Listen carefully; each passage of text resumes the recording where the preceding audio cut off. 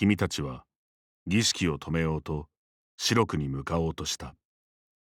するとその時、白羽が君たちの前に立ちふさがり、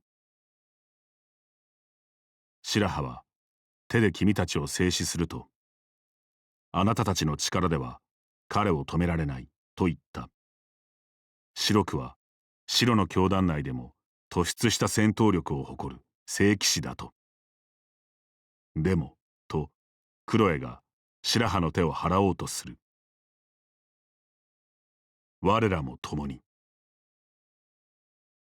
白くはこちらに振り向くと、うるさいハエどもめ、邪魔だ、と一喝した。白くがこちらに襲いかかってきた。こちらは数で勝っていますが、油断は禁物ですよ。運もあなたたちの味方のようですね。満身創痍の白くが横たわっている。君はもう諦めろと白くに言った。すると白くは懐から竜の涙を取り出し、こいつの力に頼らざるを得ないとは、と言い、竜の涙を飲み干した。白くの肉体が異形へと変化していく。君たちの頭の中に誰かの声が直接響いてくる。何も生きぬ世界。何も死なぬ世界。我がこの世界を汚れなき白に染め直そう。我は白の意志なり。自分たちにもこうなった責任の一端はある。白羽たちは三人の力と魔力をすべて集結させ、渾身の一撃を放った。白羽たちの攻撃が直撃した白の意志は動かない。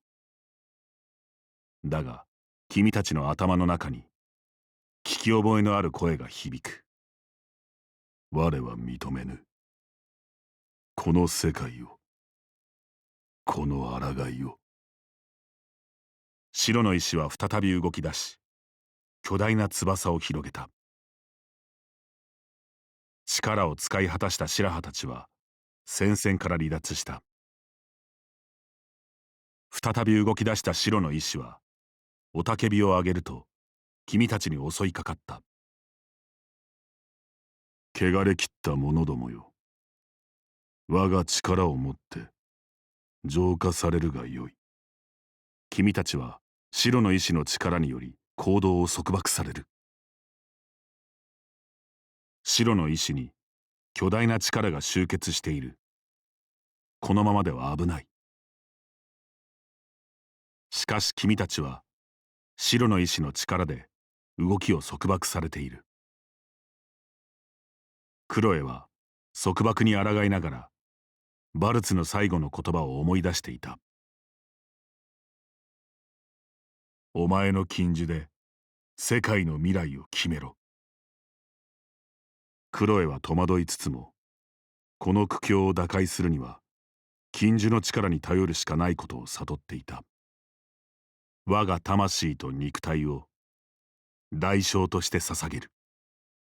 禁呪を唱えたクロエは最後にか細い声でつぶやいた。あなたが目的を果たすのをもう私は見届けられない。ごめんね。と。クロエの強大な魔力が白の意志の動きを封じ込める。だがその力はクロエ自身をも蝕み束縛した。禁呪を使ったクロエは力尽きその場に倒れ込んでしまった。クロエの禁呪により全員の体の自由が戻った。さらに体力も全開した。白の意志は禁呪の効果で動きが封じられている。今のうちにとどめを。全力で仕留めに行きましょう。見事君たちは白の意志を打ち破った。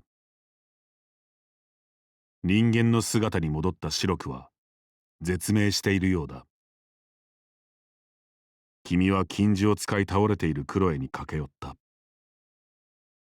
するとクロエの体に何やら異変が。なんとクロエが魔物になってしまった。そこへ周囲を調べていた白羽たちが戻ってきた。祭壇に備蓄されていた竜の涙は白くと戦う最中ですべて地に染みてしまったそうだ。君はクロエを失い、メルブールを元の姿に戻す願いもついえたことに絶望し、膝から崩れ落ちた。白羽はすっと何かを君に差し出す。それは白くが使った竜の涙の空き瓶のようだ。しかしよく見るとそこに一滴だけ涙が残っている。君は白羽から竜の涙を受け取った。ドラゴンが死に薬の供給が断たれてしまった世界。双子の妹メルブールの姿を戻す方法を探してきた君。そして魔物の姿になってしまったクロエ。ここで君は万能の力を有する竜の涙の使い道を選択する必要がある。君はドラゴンの復活を願って火山に赴いた。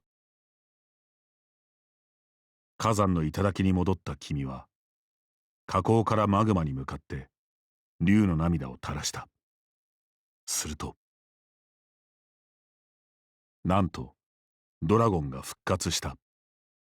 ドラゴンは静かに語る。家族や仲間を犠牲にして私を助けるなど愚かな人間よと。ドラゴンはそのままどこかへ飛び去ってしまった。君は魔物化したクロエとメルブールを引き連れ再びドラゴンを探す旅に出る。二人の姿を元に戻すため竜の涙を求めて。その後君は賞金稼ぎとしてではなく2匹の魔物を従える魔物使いとして意図せず名声を得ることになる。しかしその物語はいずれ別の機会に。白の兄弟員が現れた。君はとっさに身構えるが相手は微動だにせずこちらをじっと見つめている。君が居心地の悪さを感じていると相手は袋に包まれた何かを君に差し出した。君は怪しみながらもそれを受け取った。すると白の兄弟員は一度深々と頭を下げ去っていった。君たちの前に足元をふらつかせたおじいさんが現れた。おじいさんは不気味な笑みを浮かべ、もう一つの竜の目が開くとつぶやく。その直後、立っていられないほどの地揺れが起きた。地揺れはすぐに収まり、君たちは安堵のため息をつく。おじいさんは目が開いたと繰り返しながらどこかへと去っていった。ドラゴンらしき何かが現れた。しかしその姿はまがまがしいオーラをまとっている。誰か早く私を殺してくれ。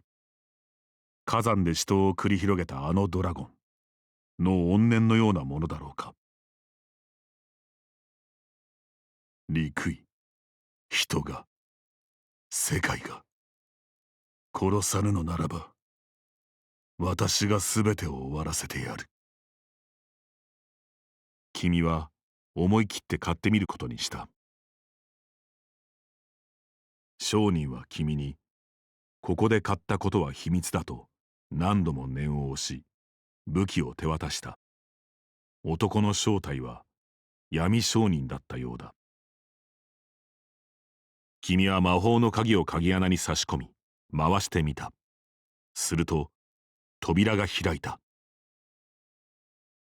ふと気づくと君の背後には衛兵が立っていた。衛兵は慣れ慣れしく君に語りかけてくる。ここはもともと女王バニラが王家の宝を保管していた宝物庫だったが、今は使ってないそうだ。というわけでここには何もないぞと言い、衛兵はどこかへ行ってしまった。衛兵が立っていた場所に紙切れが落ちている。君はそれを拾い読んでみた。